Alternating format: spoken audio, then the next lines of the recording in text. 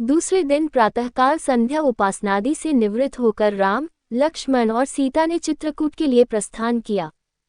वे यमुना नदी के किनारे पहुंचे। चित्रकूट पहुंचने के लिए यमुना को पार करना आवश्यक था।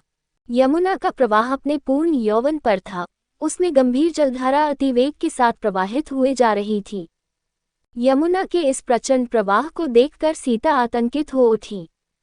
वे विचार करने लगी कि इस वेगवान जलधारा को भला मैं कैसे पार कर सकूंगी। यहाँ तो कोई नौका आदि भी दृष्टिगत नहीं होती। यमुना की तरंगें इतनी ऊंची उठ रही थी मानो वे आपस में आकाश को स्पर्श करने की होड़ लगा रही हों। इस स्थिति को देखकर थोड़ी देर तक राम और लक्ष्मण ने परस्पर विचार विमर्श किया।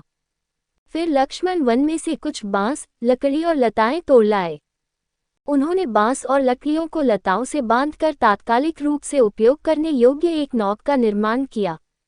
उसमें एक आसन भी सीता के बैठने के लिए बनाया गया। फिर उन्होंने नौक को यमुना में उतार दिया। रामचंद्र ने सीता को भुजाओं में उठाकर उस नौक में बिठाया।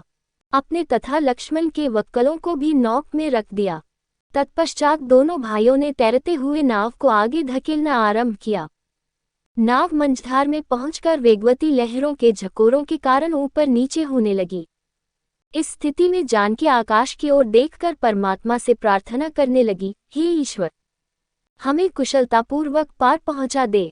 मैं यह व्रत लेती हूँ कि वनवास की अवधि समाप्त करके लौटने पर मैं यहाँ यज्ञ करूंगी। कुछ ही काल में समस्त बाधाओं को पार करती हुई नौक यमुना के दूसरे तट पर पहुंच गई। नौक को यमुना के तट पर ही छोड़ वे तीनों एक सघन श्यामवट वृक्ष के नीचे विश्राम करने के उद्देश्य से बैठ गए। थोड़ी देर विश्राम करने के पश्चात उन्होंने आगे प्रस्थान किया। चलते चलते वे ऐसे स्थान पर पहुंचे जहां मयूर अपनी मधुर ध्वनि से संपूर्ण वातावरण को आह्लादित कर रहे थे। यूथ बनाए हुए वानर वृक्षों की शाखाओं पर चंचलतापूर्वक उछल रहे थे। भगवान भास्कर भी अस्ताचल के द्वार पर जा पहुंचे थे। लालिमा से युक्त सूर्य की रक्तिम किरणें पर्वतों की चोटियों को स्वर्णमय बना रहे थे। कुछ ही काल में सूर्यदेव ने अपनी किरणों को समेट लिया है। चारों ओर अंधकार व्याप्त होने लगी। सीता तथा लक्ष्मण की सहमति प्राप्त कर राम ने वहीं विश्राम करने का निर्णय किया। वह अति रमणीक स्थान यमुना के समतल तट पर स्थित था। सबने यमुना में स्नान किया और उसी के तट पर संध्योपासना की। उसके पश्चात लक्ष्मण ने राम और सीता के लिए तृण की शैयाओं का निर्माण किया और वहीं उन्होंने रात्रि व्यतीत की। दोस्तों, आगे की कथा सुनने के लिए हमारा अगला वीडियो जरूर देखें। वीडियो पसंद आए हो तो वीडियो को लाइक करें, ज़्यादा से ज़्यादा लोगों तक शेयर करें और यदि आप हमारे चैनल पर नए हो तो हमारे चैनल को सब्सक्राइब जरूर करें।